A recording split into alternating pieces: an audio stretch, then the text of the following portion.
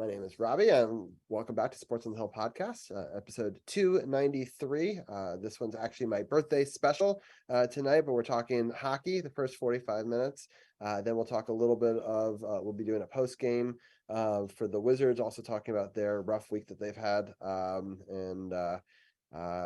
This game isn't going much better right now, so they're down double digits here in the final couple minutes against the Nets, and then we'll also talk about the World Cup as well to end the show. And we have our normal hockey roundtable correspondent Gil with us. We also have a new person to the podcast, which is awesome. So Cheryl and Forster, also known as C4, is going to be joining us to talk a little bit of hockey as well. So we'll bring them in right now. Gil, I'll start with you. How are you doing tonight? Pretty good. Happy birthday, first of all. Thank you. Not doing too badly tonight. Yeah, we get to talk about 4 wins. This is probably the best week we've had so far on the show, I think, this season. So heck yeah. So I will talk about a news and notes just right off the top. Our goaltender got the #1 star of the week. Charlie Lindgren has been doing phenomenal.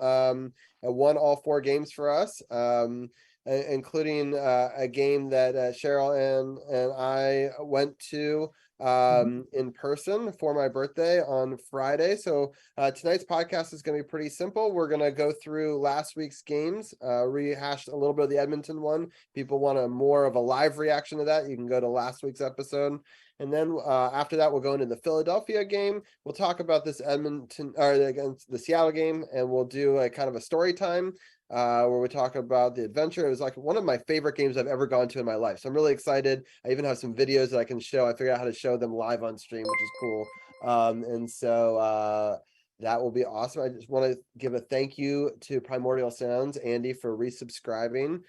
So I appreciate that as well over on the Twitch side. We're live on Twitch and on Facebook, and the audio podcast after the fact as well. So unfortunately, this is going to be a loss for the Wizards here. They're losing 100 to 112.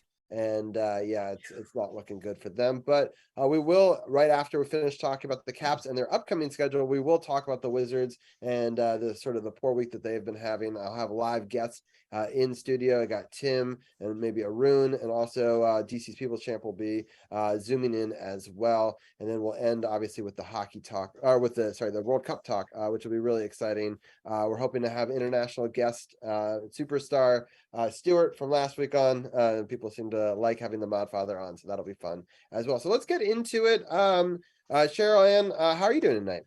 I'm doing well, and I was screaming at the TV, so all that voice recovery from the other day was kind of lost last night, but I'm doing well. Yeah.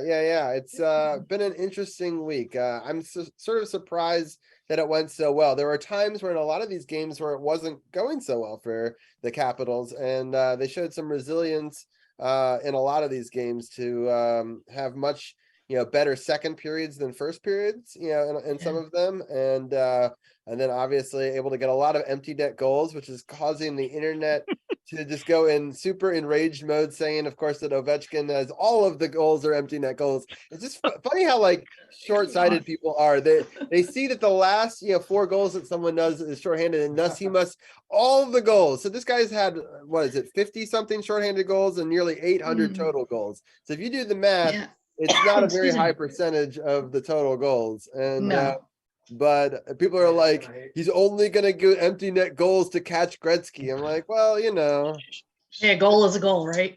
Yep. And if teams are going to leave him to do it, I mean, so be it. I'm not upset about it. No. Yeah, exactly. Gretzky actually holds the record currently for most empty net goals, but I have to say that Ovi in the last week has gained very quickly on him on that. So he's only just a few ahead of him now. Yeah, exactly. So, but it's been kind of ridiculous. Well, let's rewind a little bit. Gil, what was your? I'm not gonna go through the scoring because again, it happened live last week. But what was your take on that Edmonton game? And then I'll get Sean's thoughts as well.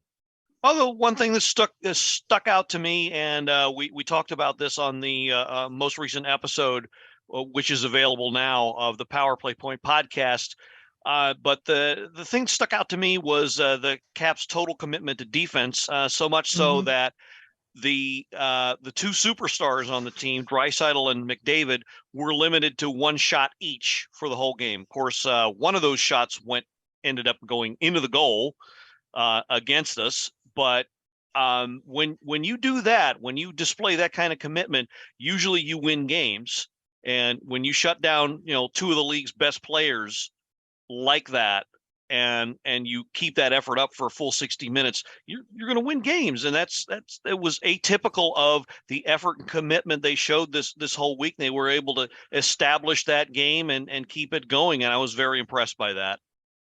Yeah, it's interesting you say that, because obviously you just let them lose one moment, even in like shorthanded situation, and it's a goal, right? It's right. So, I mean, you really have to play a full 60 minutes. It's not 53 minutes. It's like every minute counts in that game, and you've got to be watching him, and he's a phenomenal player. I have to say, across the league, he's one of my favorite players to watch outside of, the Capitals, but it's so dangerous. And when you see it live, you're like, oh man, like I can see why he's up there with, the Ovechkins in goal scoring, and why, and it's amazing that with having such great players on that team that they haven't actually been able to do better ultimately in the playoffs. But it'll be interesting to see how that goes forward. C4, what are some of your thoughts? Well, yeah, Gil and I were talking about that last night. We got 50 shots on goal. We needed, we're getting the shot. We're starting to get the shots on goal. They're starting to bond. They were committed to the defense. They played like they wanted to win the game. I think that's what I said last night. And when you do that, you're going to win games. And not only 50 shots on goal, but, and I mentioned this again last night, something else I've noticed, and I've noticed it over the last is our face-off percentages are slowly creeping up. So that goes a long way too. And then just the confidence builders, the shutting down of the McDavids and the Draisaitl's and stuff. I mean, Draisaitl didn't even have a shot until the third period. So I was real pleased with what I saw. I saw them getting in front of the net more than they had been. And that's something we really need to continue to work on. So all in all, I'm very pleased with that game. Yeah, I was too. I was sort of surprised. It was funny because I had Adrian on last week, and he's a big Oilers fan, and I was curious, how they would do. And yeah, I was just really happy overall. And I kind of didn't expect it. I'll be honest. I was kind of going in not expecting a whole lot. And yeah, it was a big win, and I think an important one is sort of a carryover factor, and I'll use that as my segue into the next game with the Flyers, just because you kind of have to build off of that, and I think the Flyers are a hungry team for wins as well, and they could be a dangerous one. Gil, what was your assessment on the Flyers game?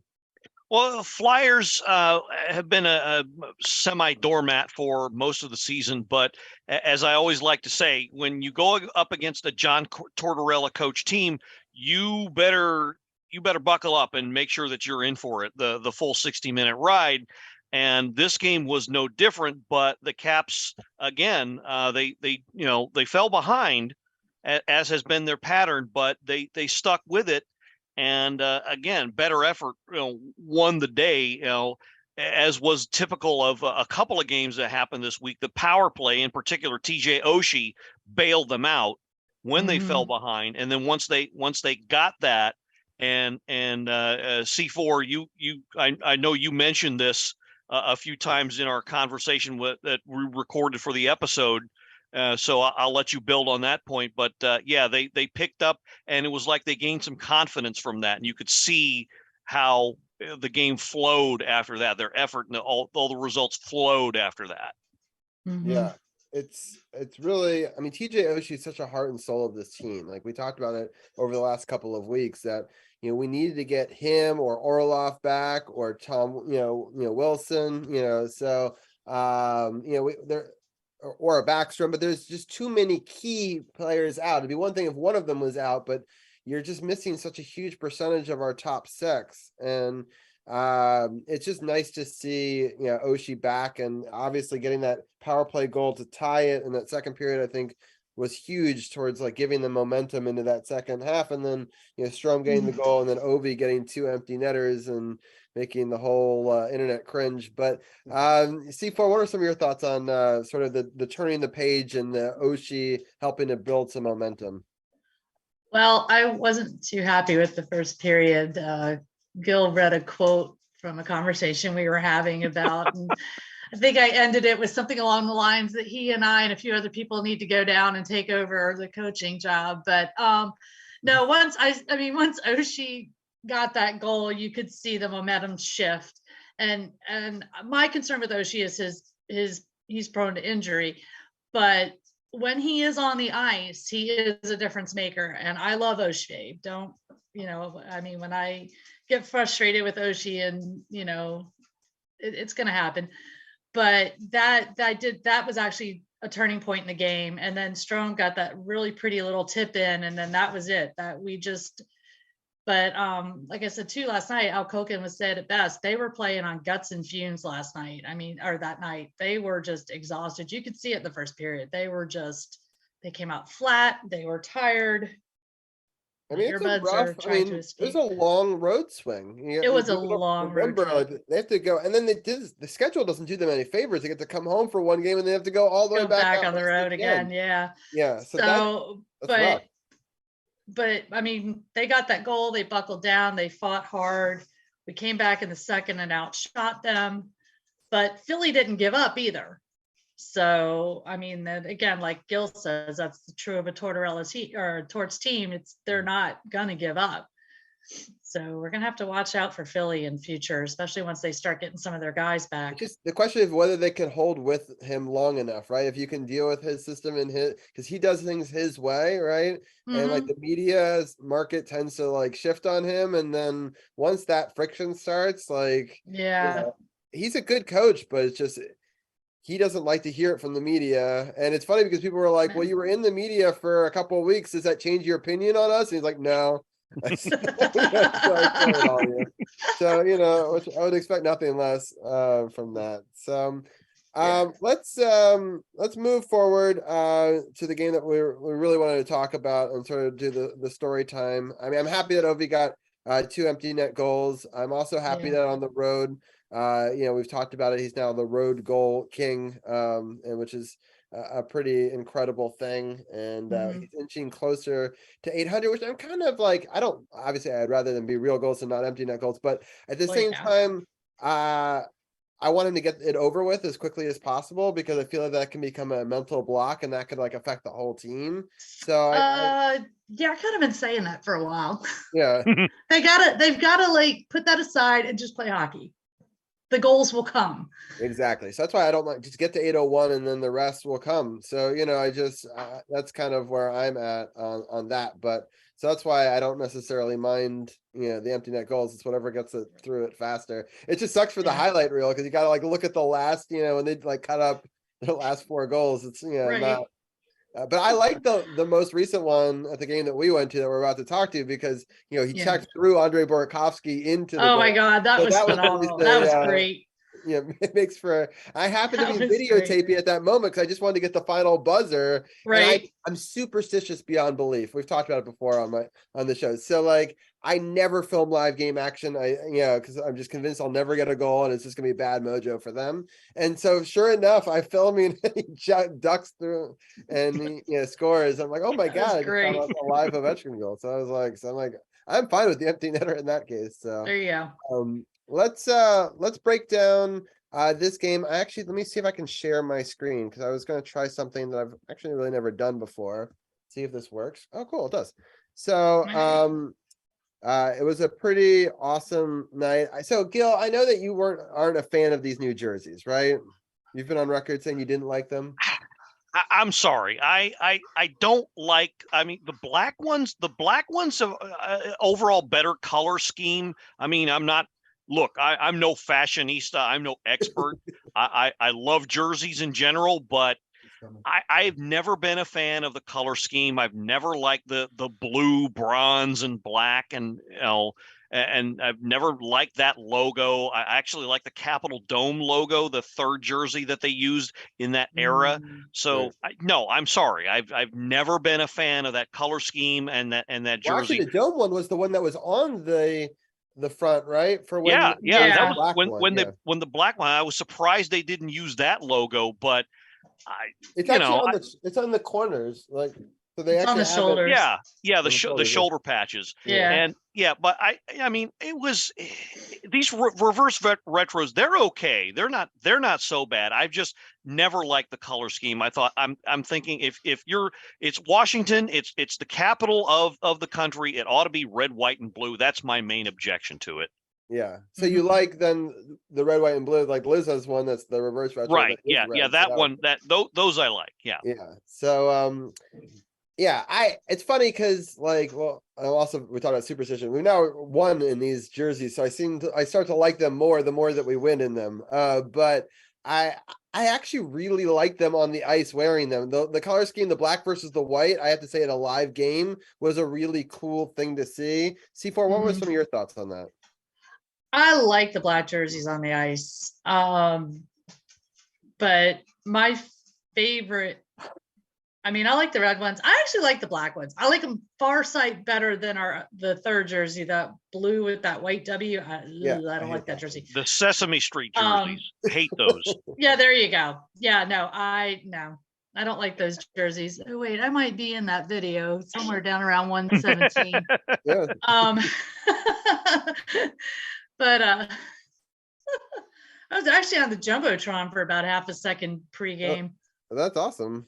Yeah, it was really cool. Like I like the look. I had nothing against it, but I understand. It's just so funny because my timeline is just riddled with people that have opinions on it. Like I was reading, like, while I was at the game, 2 posts in a row. One post, the black jerseys are growing on me. Next post, it's the worst thing I've ever seen. And so it's just like, I just thought that was kind of funny. Those were back to back on my timeline, like while I was at the game. So I'm kind of liking them. I mean, I wasn't gonna spend a couple $100 on it, but I'm kind of liking them.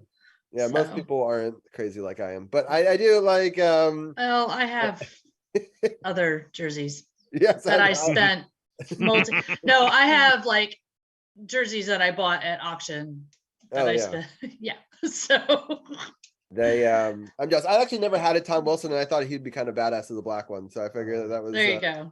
It was kind of a cool thing. So, but anyway, so the seats were awesome. I have to say, I had never been in the VIP section, or like the last time I did it was back with when Michael Jordan was actually playing for the Bulls. My dad took me, but back then it was just a restaurant that you could go sit in, and then they renovated the whole thing. So now, like, when you go through, you got to have wristbands, and it's all you can eat, all you can drink. And these seats are really like amazing.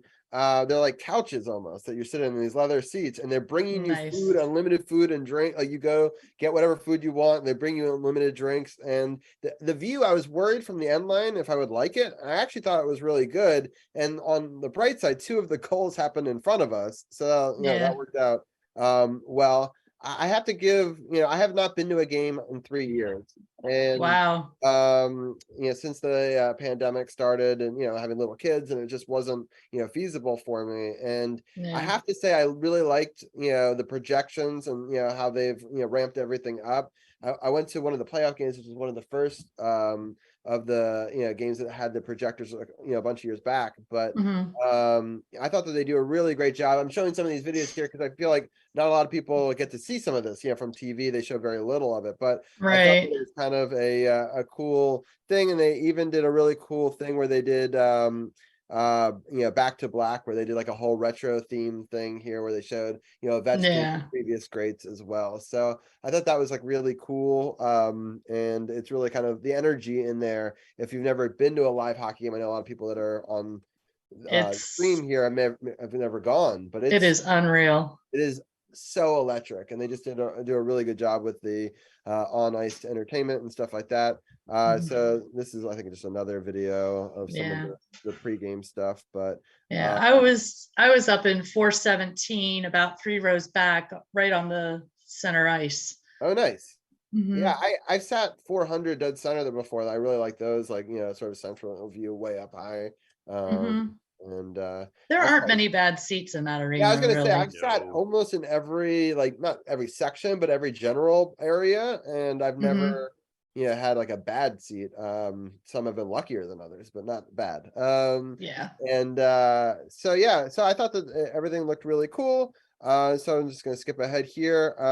So I think this is one of the goals. That was Dylan Strome. He had 1 goal and 3 assists in his last couple of games. Mhm. Highlighting him. You and your lovely wife. Yeah, exactly. And then so slap shot was in the section. Right. And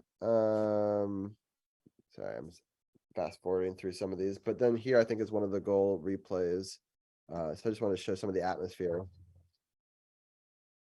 So I think this is after the first goal. So this one was Mantha, and so he kind of like deflects it up and in. So Gil, even though it was right in front of me, I have to say it was really hard to see this one.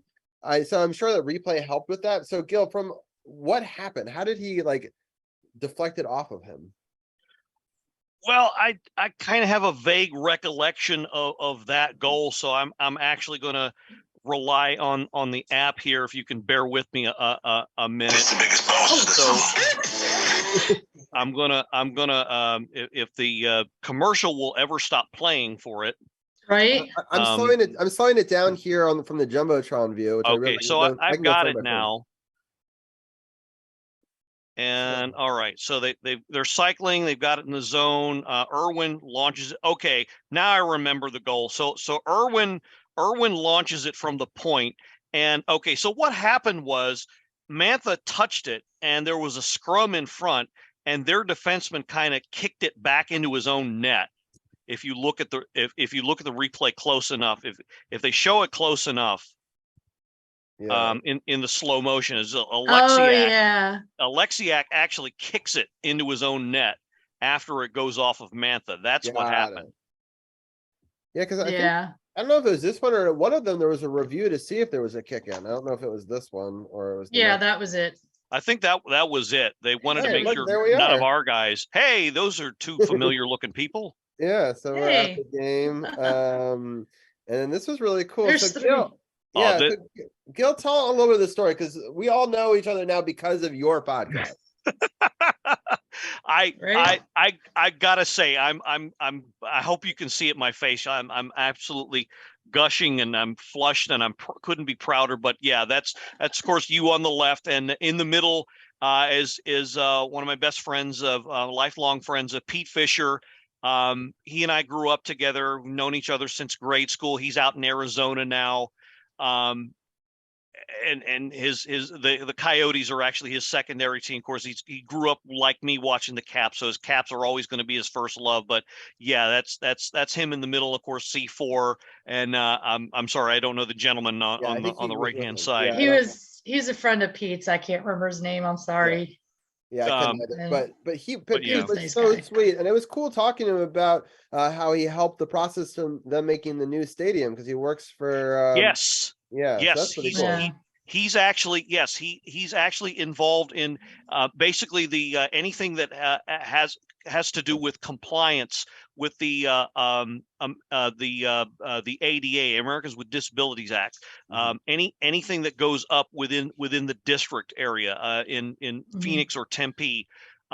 He's on the board of approvals to make sure everything's in compliance with that. So he had a great big part in making sure that new building that the Coyotes play in now follows the compliance and the laws for that. So yeah, he was really proud about that. And yeah, that's one of the coolest things I've ever heard, to be honest. Yeah, that's pretty awesome. We telling us that story, a little bit of that during the intermission. So that was really kind of cool to meet him. And I thought I had the other goal too. So I'm just trying to see here. Was this the second goal? Yeah. So I'm trying to remember. So the second goal was the Mantha goal. Is that right? The first one was. The first one was Seattle scored, and then Mantha scored. Seattle got the first goal, and then Mantha got the tying goal. Right. But I thought I thought there were 2 in the second period, though, right? Right. Mojo. Yeah, I don't know why that one. It should have been next in that video, so I don't know why it wasn't there. Oh, maybe it was just sometimes. I think it's this one right here, if I remember correctly. So, that looks like it's Lars Eller, though. Yeah, no. So I don't know why. I thought I downloaded all the videos, but yeah. Gil, why don't you break down Mojo's goal real quick? So Mojo's goal, actually, I think, ought to let C4 describe, at least kind of give a prelude to it. But we were thinking that Mojo's goal, I'm sure everybody who was watching was thinking that Mojo's goal wasn't going to happen, given what went on the 4+ minutes. And keep in mind, this was the all-you-can-eat power play that they got as a result of poor Alexiev getting clonked in the head. Yeah, let's talk about that. Yeah, getting hit in the head. Well, C4, why don't you break that part down? Because I didn't actually get a very good vantage point of it. Because from my point, I thought he got clipped up high because the way he went down, like you couldn't see the, I could obviously see it later. Yeah, I didn't really get a good look at it. I did see him get hit. I know he got hit hard, and he was down on the ice for a good minute almost, I would think, and I didn't think he looked too steady, but Gil said you saw a pretty good look at him on TV, so he looked more or less okay. But last I heard, he's on injured reserve. But yeah, that was pretty scary to see him laying there. I mean, not even 5 minutes after he got his first point or something. Yeah. Right. So you got that point, and then I mean, the Department of Player Safety actually released their video about it, and they said that he had an option to not go for the head, and he chose to go for the head, and he had done it. Actually, I did some research in October, I believe, a similar incident. So it's not a first-time offense this year, and that's why he ended up getting the 3 games. I believe it would have only been 1 game. If he didn't have a prior history. Yeah, prior history of it. Gotcha. That power play was a freaking mess. Yeah. I can't believe Ovechkin was on the ice for almost the entire 5 minutes. That's crazy. He was on the ice for, they said 4 minutes and 57 seconds. He was on the ice. Yeah. And I said to this, I think he's too old to be on the ice that long on a power play. If his unit's not on, and I said this the other night, and Gil's laughing at me because I said it the other night. If his unit is not on the ice, get him off the ice. He is not the only person that can shoot on a power play. And they started overthinking this power play. If you watch this power play again, they get in the zone. They try to get it to Ovi, like they always do. Ovi either can't shoot it or misses. Nobody's there to get the rebound. It goes back the other way. I mean, it was just a right mess. I really think they started overthinking it. And finally, Mojo's like, hey, you know what? I'm going to take a shot. He takes a shot. It goes in. So I wasn't very happy with that. I mean, I'm happy we got a goal, but we should have gotten a lot. We should have had at least 2. At least 2 in that 5 minutes. I mean, so it's interesting. I never really thought about majors. They don't happen so often, but I was telling Gil during the game, I never really thought about it because they scored the goal, but then nothing else for the rest of it. They're still considered 1 for 2, even though only 1 infraction happened, which I found is a very strange way to count it. Because usually for every infraction, that's how many times you've been on the power play. And so that's kind of like a strange, you can never have 100% on a major, right? Like it just can't. Yeah. So it's kind of a weird thing I had never noticed until obviously being at a game before. I was like, oh, that's a weird stat. Yeah. But I was happy you got 1 because it was a really important, goal, obviously, in the momentum of the game. But once he got that goal, the momentum shifted. But if we hadn't got scored on that game would have I think that game would have been a lot different ending. Yeah. For sure. So all right, let me screen share one more time and get to the last little bit of these things. So this one right here is the Lars Eller goal that you can kind of see. So he just shoots it from our own blue line, which is pretty amazing. So you can kind of see it in the replay, up here. So that was awesome. Yeah, just an incredible shot. And I was just really happy because we put up 37 shots on goal at that point. I felt like we deserved to score more than 2. But obviously, Grubauer wanted to, play well, which, I don't blame him. No, me neither. So, and then this is my favorite thing. I think if this is the video, I think it is. This is Ovechkin trucking over Burakovsky and scoring a goal. And I've never filmed a live goal before in my life, and I've gone to a lot of games because I'm very never film during live action, but I was like, I wanted to get the final countdown of the seconds because you can see there's only like 6 seconds left. I love I it. just love that he just like parries him and goes through. So Yeah, I know. And Barry Cosby's just sitting there. He just like doesn't even move. He just sat there and just was like, I mean, you could just see him shaking his head like, oh my God, I can't believe that just happened. owned. So yeah, which is great. I can finally show replays and not have to deal with copyright because I took it. So There you go. but the yeah, I mean the place went obviously nuts. Some people left a little early just to try to beat traffic at that point. But yeah, just really awesome game. I was just so happy to do it. Obviously, I think the this is just the final goal horn, and then here's me excited at the very end.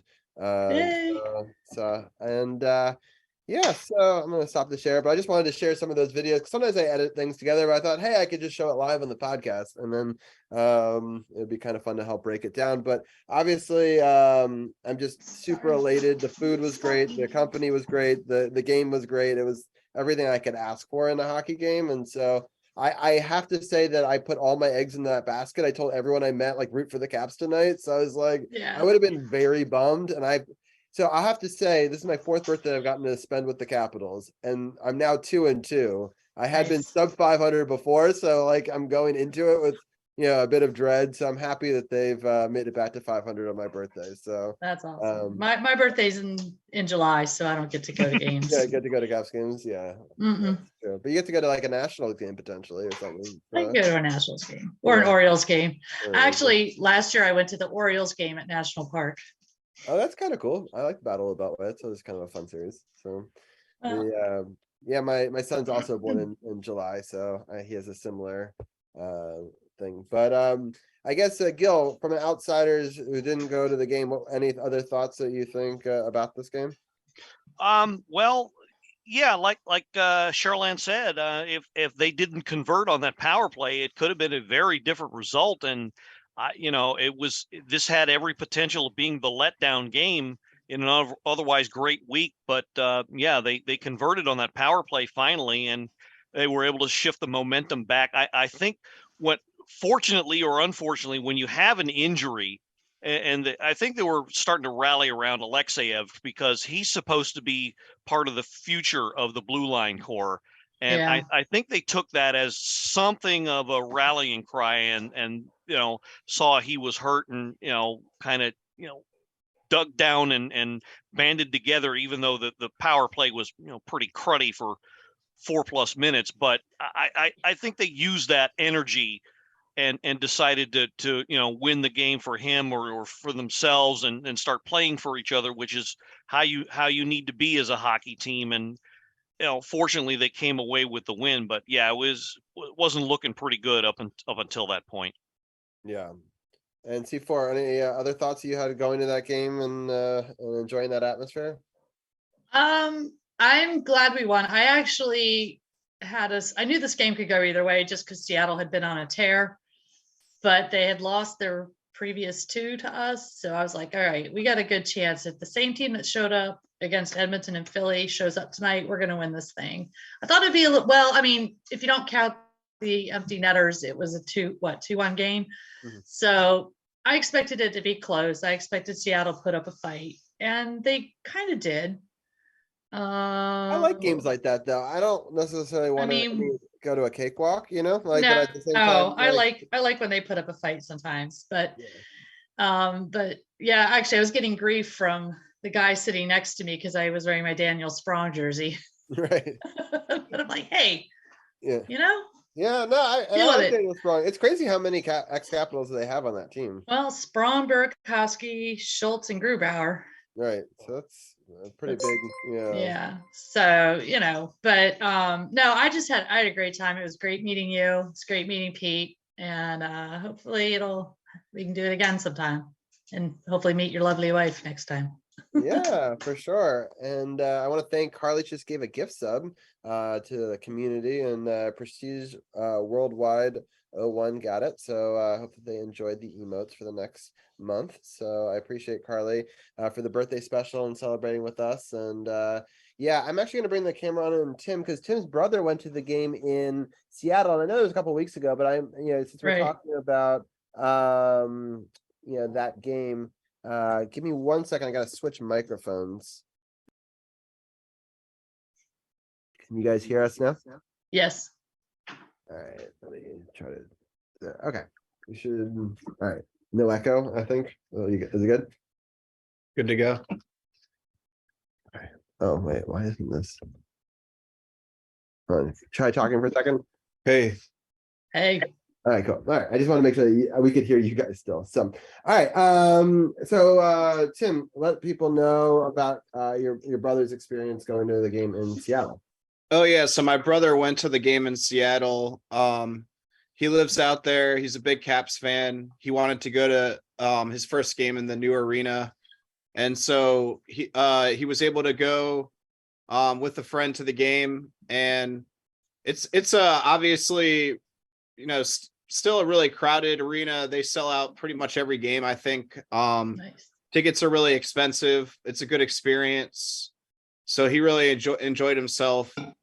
Besides obviously the result at the end, but just the game did start out pretty well for the Caps, as you guys probably know. Good long fight. He said that was one of the highlights. Also, he liked that the refs didn't really do anything to stop it early, which was great. But just, yeah, he said in general, OT was rough. I mean, the Caps looked really tired. Obviously, they lost pretty quick into OT, so not what you want. But if you ever get a chance and you're in Seattle, definitely catch a game. He recommends it. And he said the Caps had a decent crowd, because I think a lot of people move out there. So, you know, traveled well, which is good to see. Yeah. Left with that, score in overtime, and Yeah, the momentum just kind of slid. But Seattle team's a really good team. much improved. They were bad last Yeah. year, but I think they might make the playoffs this year. Right now they'd probably get in. So Yeah, much improved, and they have the former Caps. So yeah, exactly. And Yeah. the ones that were part of that, like, winning ways too, I think, that are yeah, and getting opportunities to play up when they were. We put some of these players on lower lines and then give them the playing time that they're going to get on Seattle. So yeah, they can play on higher lines, get some more time. Yeah, exactly. Yep. And but I don't think Grubauer is not the starting goalie, right, Gil? He's actually splitting time with oh geez, I got to check the roster, but no, he's he had a really bad year last year. He kind of got exposed. Of course, it's an expansion team and all that, but he had a really, really, really rotten year last year, and had one of the worst save percentages in the league. And yeah, as a result, he split in time with and the other goalie they have on there. I'm sorry, his name escapes me right now, but he's actually splitting time with their other goalie right now. He's not getting the majority of the games. Yeah, it's just interesting. Oops. I have it right here. So Jones, what is it? It's Martin Jones. Martin Jones. Yes. And he has 13 wins and 5 losses with a 2.91 goals against. Yeah, that's much better. Save percentage. So yeah. It's just interesting. That this was kind of the battle, the one that we went to is the battle what we would have thought was the backups, but Charlie Lindgren's really, looking well. And some people thought when we had both of them that this guy could be a 1A, but we had always said that he's the designated backup, but he's looked pretty good so far. Gil, in your mind, is the defense and the forwards playing better with him, or do you think that he's actually playing better than our normal scoring goaltender in Darcy Kemper? Well, I don't see how they both cannot be true. They don't have to necessarily be mutually exclusive. The easiest way to tell is to go by the shot totals in the game. So this most recent one against the Jets, Caps gave up 31 shots. He got 29 of them. So game before that against Seattle, it was a lot less, well, somewhat less. I think it was 26 total. Yeah. So that if you think of it that way, then that's the defense doing their job. Of course, didn't hurt that Caps had a 5-minute power play to dominate the game. So you could make a case that in that game that it was the defense, but Lindgren came up big when he has to. That's the difference this year. with the goaltending that they have now versus last year. When the big save had to be made, it's being made by both goalies this year. That is the difference. I think, unfortunately, and I'm going to beat this drum because too many Caps fans are out there saying they want the goalies that we had last year back this year, thinking that the success they're having this year can be duplicated on this team. I'm here to tell you, no, that's not the truth. Well, that is not the case. Especially with the injuries plagued our team. Like, it'd be one thing Yeah. if maybe we had all of our starters, but like No. Flores is not as good as those teams. It's interesting because like I didn't expect New Jersey to be this good though. Nobody in front did. of them. Yeah, I So don't think like. so. New Jersey's been a work in progress for several seasons now. They hired Lindy Ruff, I think it was three years ago. He knows how to build a team. He's had success pretty much wherever he's been, and that doesn't, it's surprising, but not really. I mean, you have a generational talent like Jack Hughes and a former number 1 overall in Nico Hischier. Sooner or later you're going to get better. He hasn't played a whole lot this year, but they signed Andre Palat. So it's going to be kind of scary when he makes it back off the injured list and he gets into the lineup, how much better they might be. But then again, that winning streak that they were on, they played a lot of meh teams. So that might have been overblown a bit, but still, it's not really all that surprising that they're as, good as they are. And I think I don't know if they're a lock for a division title or anything like that, but they're probably going to be in the mix for in the last few weeks of the season. Yeah, it's going to be interesting to see how it goes. Let's get into this last game, which was yesterday, the Winnipeg game. I'm going to break down the scoring real quick. So Trevor Van Riemsdyk scores his second at 3:25 in the second period. There's no scoring in the first period. Kuzi gets a power play goal, his fourth of the season at 8:21. Marcus Johansson gets a shorthanded penalty shot, which is an interesting situation that rarely occurs. And he made good on it and with a really nice play. And then Eller scores his 6th goal, so he continued his strong play, carryover game maybe from the previous one. Assist by Anthony Mantha, Dmitry Orlov to make it 4-0. So that second period, again, changing the momentum very much like the game before it. And in the third period, it kind of fell apart very quickly for them in the very first part of the third period with 2 goals in the first 4 minutes. And then a great timeout by our coach settled things down, and Ovechkin gets another empty netter at the end there. But I just think that was a crucial timeout, and you only get one. You have to spend it wisely. And I was happy that he did, because I think the Jets are one of those teams that once they get steamrolling, they're a good team this year. That could have avalanched very quickly against us. And Gil, what are some of your thoughts on that game? Yeah, that's pretty much summed it up. Caps jumped out to a big lead for once, not chasing the game, and they had all the momentum. And usually a shorthanded goal is a game killer. It deflates the opposition when you give that up. But the Jets they got a lot of maybe not flashy names that might not be as familiar, but they've got a lot of quality players. Kyle Connor, Mark Scheifele, Blake Wheeler. Any one of those three can break open a game. Pierre-Luc Dubois is actually leading them in assists, I think, this year. So, this is a team to keep an eye on. Connor Hellebuck is having one hell of a year. No pun intended. Well, maybe partially intended. But even so, I mean, there's 4 or 5 guys right there deserving of an all-star bid. And so it's not surprising to me, again, that this team's doing as well as it can. So I'm really proud of the Caps for sticking it together, and for coach to call the T and say, hey, look, guys, get back to what we were doing and don't let this game slip away. And they stuck to the game plan. And again, when you put in the 60-minute effort and you commit, this is what happens. This is what the result that you get when, even with X amount of players $40 million on the injury list. So Yeah, for sure. So I'm gonna swap off this camera real quick and swap it around. Not to kind of throw a curveball into this, but does anybody remember?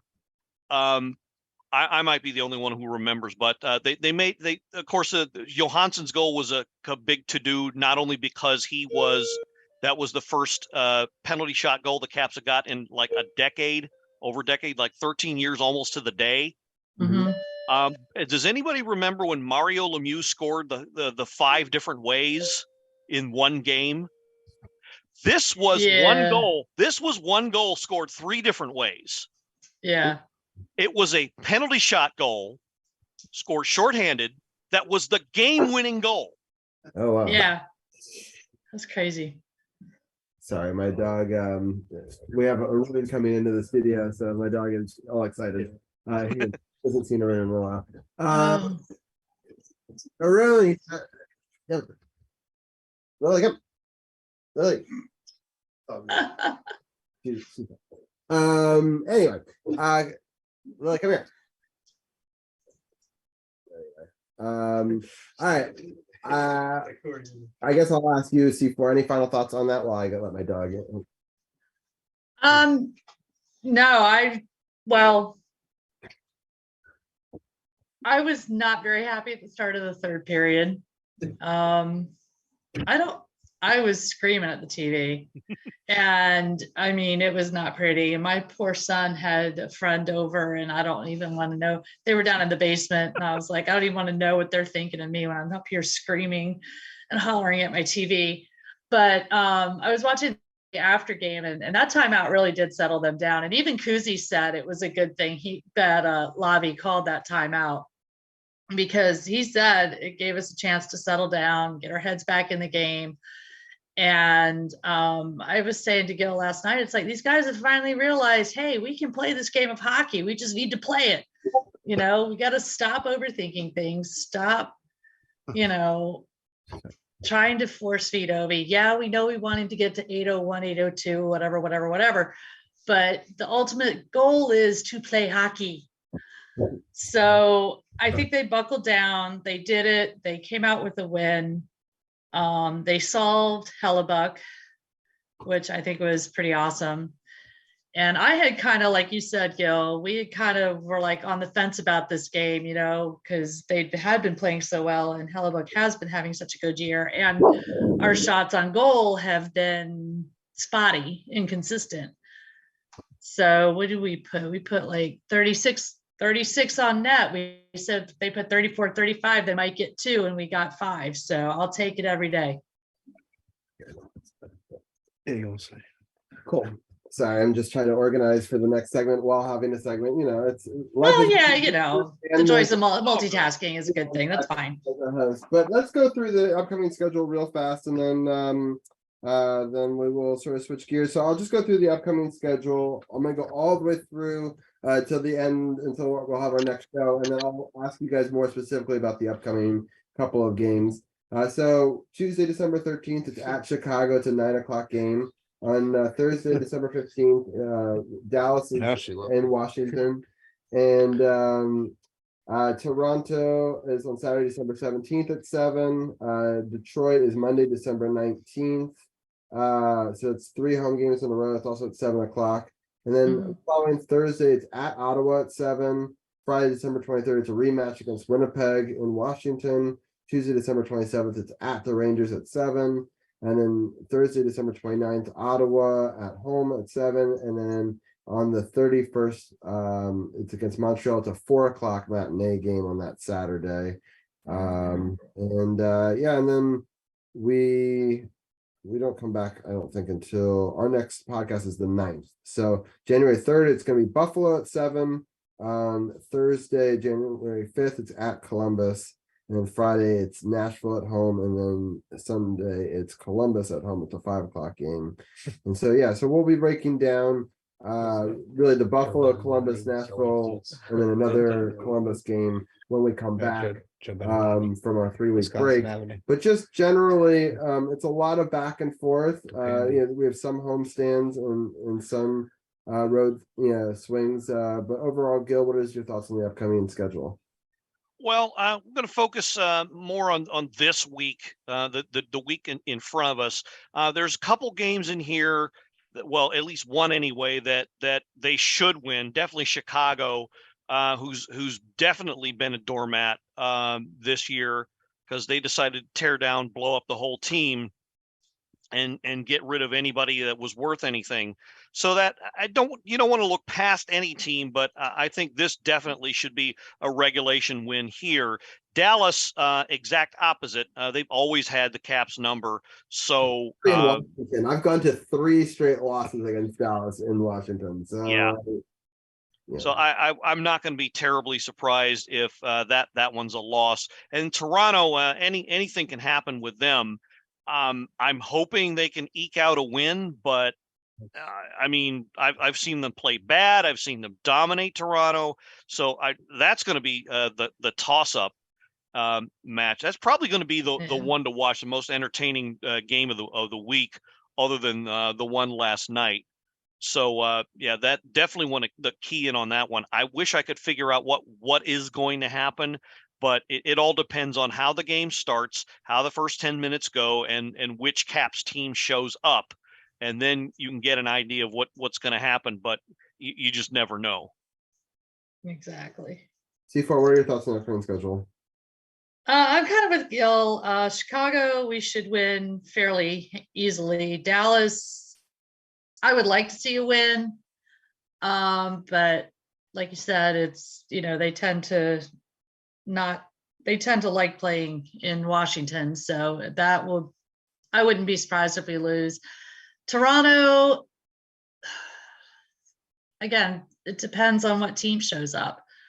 If they play like they've played the last 4 games, we should beat them. I mean, Sammy is a beatable goalie. We should know how to beat him, but he's got a better team in front of him than he did last year. So that'll be interesting to see. Detroit, Ottawa, I haven't done my research on them as much, so I don't know. I will be at the Winnipeg game. And I will be at the game against Montreal. Detroit's lost their last 2 on the road. They won the first 2 on that road swing, and then they lost to Vegas at home before that, just to give you a sense of. Okay, so we should. Okay, then we should probably beat Detroit. We generally do pretty well against Detroit. I think we'll be okay there. Ottawa's another one of those toss-up games. I'd like to see us beat Winnipeg again, but they're probably going to be angry that we beat them in their own barn. So anything could happen there. So, I mean, and then looking up into the future, yeah, I mean, that's fine. Not to get too far ahead of ourselves, but I will be at the game against Winnipeg, and I will be at the game against Montreal. So I hope that they at least win those, if not, a whole lot more over the next couple of weeks. It's going to be these sort of doldrum months. I think are a struggle sometimes for the Capitals to get up for them. So I was kind of happy that they did well last week. I hope that they're able to continue some of that. Yeah, I'm hoping the momentum carries them through and they keep going. I mean, we're not going to win them all, but right. You want to win more than you lose. Yeah. So C4, let people know, do you have a public Twitter or anything where you post your comments or thoughts, or do you think just join us on the Power Play group, or anything you want to shout out at all? I usually post on either Capital Society or Gil's page, the Power Play Point podcast site. Anna has trouble saying it too. Don't worry about it. Gil's podcast site on Facebook, page on Facebook, or Capital Society page. That's where I post most of my stuff. I don't generally post a lot of my sports stuff on my personal page because nobody cares. My friends and family are like, "Oh, you're stalking the hockey players again," Nah, you're. I post pictures of me at hockey games, and the first thing my aunt says to me is, "You're stalking hockey players again, aren't you?" Yeah. Used to be Burger King's third. McDonald's. All right. Well, I will. Thank you so much, C4, for joining us. I was super. Oh, thank you for having me. Yeah, I'll meet you on my birthday, and Yeah, it was great. we get to do this. We'll definitely have you on a future show. We'll definitely have you and Anna both on the show together at some point in the new year. And it's been fun to pick your brain about hockey, and I'm sure we'll have you back on soon. Awesome. Thank you. That was great. Enough. Awesome. All right, Gil, any final thoughts? Any final shout outs to your podcast? I've already given a link to it. People go to SportsOTHP.com, click the podcast partners button, and then you can click on it there, but you can also find out more in the link in chat. But Gil, let everybody know what's coming up with your show. Yeah. I'm going to try and get quite a few things, actually, just and try and get through this as fast as I can. First and foremost, I want to thank C4 for filling in for Anna again this past week. Does a great job, and of course, it's on our most recent episode.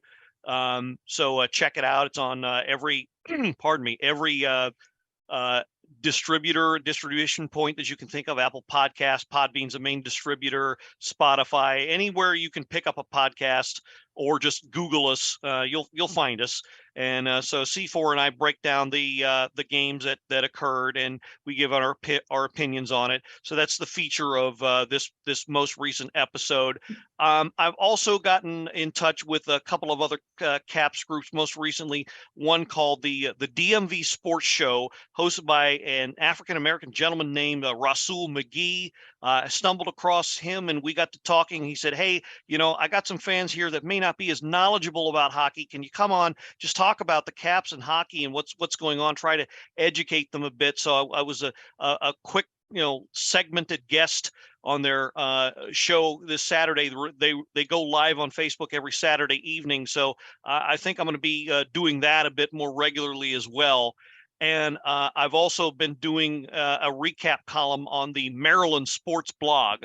I do the game recaps. So if you miss the game, I try and paint a verbal picture, as it were, in an article to recap what happened there. So I post those on our Facebook page as well. So you may not like what you see, but as Anna kind of joked earlier in the year, I'm exposing myself a lot. So I don't know what good will come out of that, but if you can't get enough of me, then those are the three outlets. But yeah, once again, Robbie, thanks so much for having us on. Happy birthday. I'm so glad the Caps got the win for you on the birthday. Thanks as always for having us on. Always a pleasure, and hope you have a nice Christmas break here coming up. Thank you so much. Yeah, I really appreciate both you and Gil for all the things. I love your recaps. You're doing a great job with that. So again, if you go to our page, actually under Anna's bio, you can click a link, and there is a link to the Facebook group, and Gil does share it in that, as well as a lot of other ones, his articles every week, or not every week, but after every game. It's every game that you do it? Most every game. Sometimes I warn them that I'm on your show and others, and if it runs real late, then there's a chance I might miss one or two, because I do have obligations here and elsewhere. So, and they were okay with that, but I try to recap just about every game. Yeah, no, it's been great. So I really appreciate it. People should go check those out as well. And it's a fun conversation over the Power Play Podcast Facebook group. And I enjoy your guys' podcasts every week. And so I'm happy that C4 was able to do it with you guys. So with that, I'll end our hockey segment, but I'll talk to you guys in the new year. Sounds like a plan. Thank you so much, and happy birthday again. Thank you so much. Take care. All right. Bye. Let's switch our graphics and stuff like that. I'm going to turn on our camera here for camera 2. Let me see if this works there.